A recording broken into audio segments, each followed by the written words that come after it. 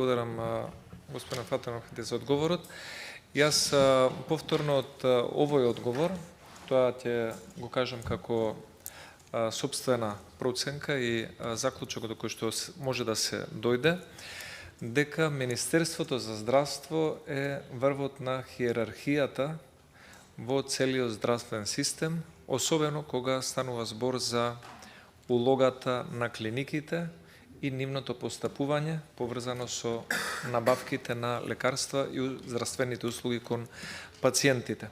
Во случајот од 2021 година, кога во извештајот на Државниот завод за ревизија бевме сведоци дека утврдена незаконита набавка, имало набавки на реверс, според мене, од она што можеме да го видиме преку документите, Фондот за здравствено осигурување на Македонија ја исполнил својата одговорност со тоа што дал делумна согласност за помала сума која што во моментот била обезбедена за да се изврши набавка на онкологија, но повторно ќе кажам, за жал, директорот на клиниката за онкологија бил посилен од препораките на фондот, веројатно имал поголема поддршка во Министерството за здравство како клучна институција во здравствениот систем и постапил надвор од законите во извршувањето на набавките